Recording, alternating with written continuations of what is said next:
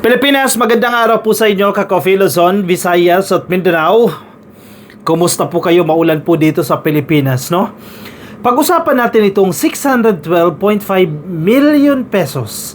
Again, yung numbers 612.5 million pesos na confidential funds ni Sara Duterte. Alam mo, 7 cheque lang yan 5, 6, 7. 7 cheque lang po yan na nagkakahalaga po ng 612.5 million pesos. At yung tumistigo mga branch managers dyan sa Land Bank of the Philippines, yung tumistigo dyan sa impeachment court, sinabi nila na kapag nag-withdraw si Sara Duterte, bulto-bulto. Kasi in cash. Kung babayaran nila, kung sino man ang gusto nilang bayaran, as in cash.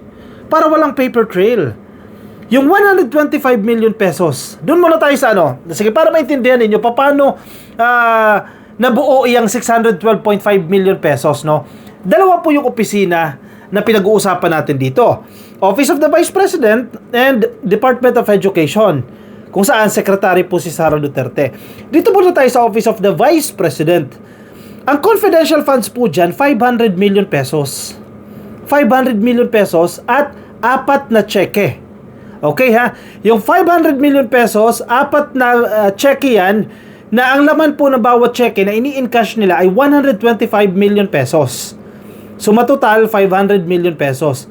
Pag nag-withdraw yan as in yung withdrawal talaga unusual Dadaan sa fire exit, dadaan sa back door, hindi talaga sa main door, no? Diskarte talaga yan at cash talaga yan, 125 million kada withdraw. At ang pagitan lang po ay buwan. Hindi po fake news yan. Yan po ay kinumpirma mismo ng mga taga-Land Bank. Hindi pa natin pinag-uusapan dito kung may irregularity o kung may illegality na sa mga usapin na to. Again, Robin Padilla ang pinag-uusapan lang natin dito kung totoo ba na may withdrawal si Sara Duterte. Ayan na nga po yung ini-establish natin. Okay, balik tayo. 500 million sa OVP. Yung 112.5 million pesos, para naman po yan sa Department of Education. Ang cheque naman dito ay 4. So, matotal po, pag pagsamahin mo tong 4 na to, ang sum niya ay 112, no? 112.5. 4 na cheque yan. Sa 500 million, 3 cheque. Sorry, 4 na cheque sa 500 million at 3 cheque sa 112.5 million pesos, 37 something yan million pesos. Yan po yung na-establish natin. Yan po ang pag-uusapan na sa mga susunod na araw sa impeachment trial ni Sara Duterte. Kasi na-establish na natin, totoo talaga na may withdrawal. This time, kailangan natin ma-establish kung papaano winaldas yang 125 million pesos every encashment and total ay 612.5 million pesos. Kasi ang COA na mismo tatayo. Ka-Coffee, may mga nakausap tayo mga mambabatas na nandiyan sa Senado. Ang COA mismo ititistigo sa hindi tamang paggamit ng confidential funds. In fact, may ruling na nga sila dyan. Pinasasauli na nga nila. Kasi hindi naging tama yung pagwawaldas ni Sara Duterte dyan. Pero may narinig ba kayong aksyon? May ginawa bang aksyon si Sara Duterte para isauli yan? Wala. Diba? Wala. Okay, now, bakit importante na makita natin itong parte pa rin ito ng Article 1 confidential funds, no? Bakit importante na makita natin yung mga bank records, yung mga tax records ni Sara Duterte? Yan ba ay trip-trip lang? Hindi po trip-trip lang yan. Kasi may mga allegation po na yung confidential funds ninakaw. Yun naman yun Direct to the point na tayo. In short, hindi siya napunta sa dapat na beneficiaries. In short, ninakaw.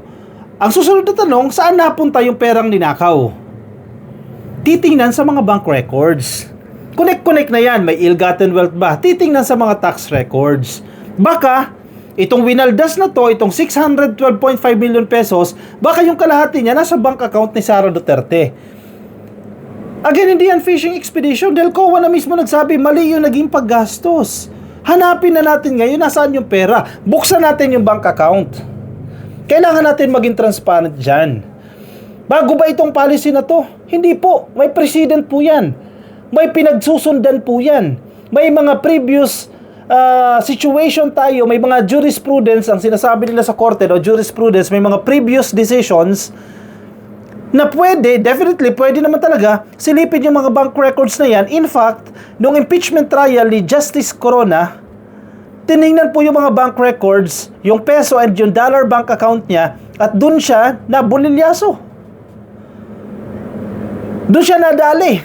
Dun siya natapos sa mga bank records na yan. Kung ginawa yan nung panahon ni Corona, ang tanong ngayon, bakit hindi pwedeng gawin sa panahon o sa impeachment case ni Sara Duterte? Walang dahilan. Hindi naman nag-iba ng standard. Ganoon pa rin po ang standard. Wala pong pagbabago.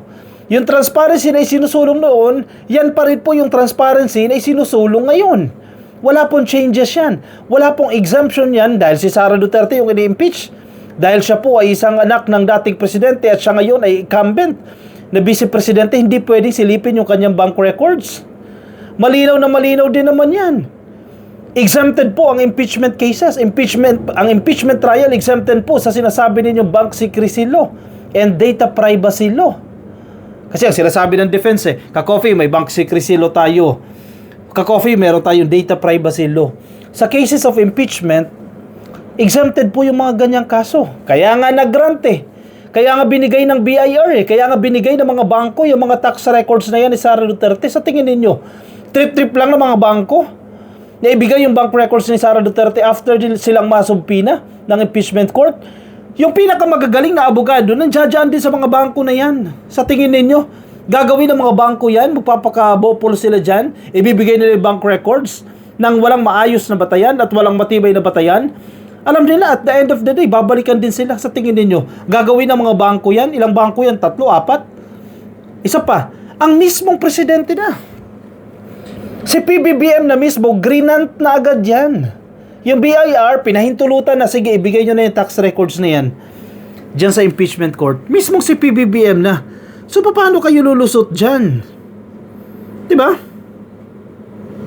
Hindi exempted si Sara Duterte dito. Yun nga ang sinusulong natin transparency.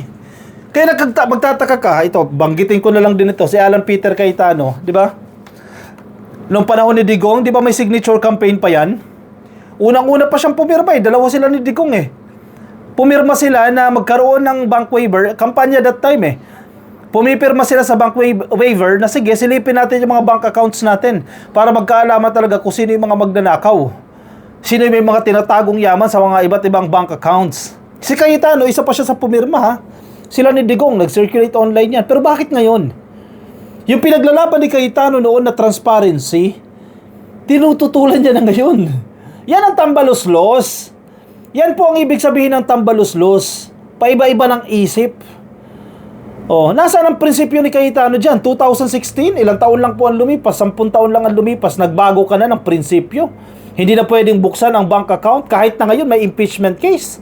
Kahit sinasabi na ng batas, buksan yung mga bank account na yan ni Sara Duterte. Tapos, ngayon si Cayetano, na may kaso si Sara Duterte may impeachment case may batayan kung bakit bubuksan, tututulan ni Alan Peter Cayetano. Samantalang noong 2016, walang kaso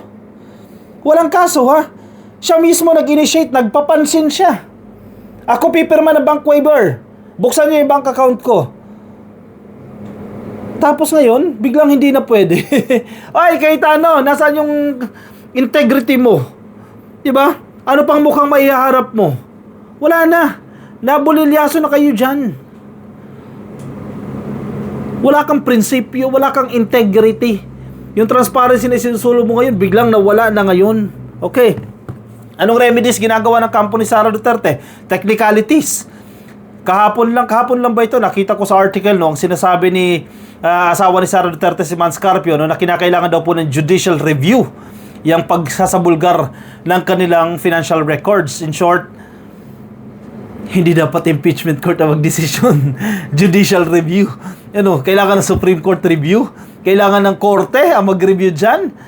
Malinaw naman sa konstitusyon natin yan Tanging ang Senado lang ang tatayong impeachment court. Susunod sa rules na na-establish nila. Walang pakialam ang Korte Suprema, walang pakialam ang Sandigan Bayan o kahit na anumang korte. Dahil Senado po ang binibigyan ng kapangyarihan ng Supreme Court na magsagawa ng trial sa impeachment case ni Sara Duterte. So kung bubuksan yung bank records na yan, decision po yan ng korte. Anong korte po pinag-uusapan natin dito? Ang impeachment court. Kung saan presiding officer si Chis Escudero. Hindi po Korte Suprema. Hindi Regional Trial Court. Hindi Sandigan Bayan. Hindi Ombudsman. Kundi ang Senado. They have their rules and they will follow their rules. Independent po yan. Hindi dapat sila pakikialaman ng kahit na anumang korte. Kaya good luck sa gusto ni Vance Carpio na magkaroon pa ng judicial review dito sa pagbubukas ng kanilang bank records. Ikaw, ano sa tingin mo? Exciting ka, Coffee, ang susunod na mga hearing this week. Linggo ngayon, di ba? Bukas, Lunes. Lunes, thrice a week yan, Coffee. May mga hearing dyan sa Senado. So, mga panibagong witnesses na naman po ang mga isasalang dyan ng prosecution. I-comment po ang mga opinion ninyo, ang mga reaksyon ninyo para mabasa po ng iba natin mga Coffee. Yung mga nasa Facebook, make sure na kayo po ay naka-like na sa ating Facebook page. Please like and follow yung mga nasa YouTube. Subscribe na po kayo kung di pa po kayo nakasubscribe. And TikTok, subscribe na rin po kayo. I'll see you in the next video. Paalam po sa inyo. Bye-bye.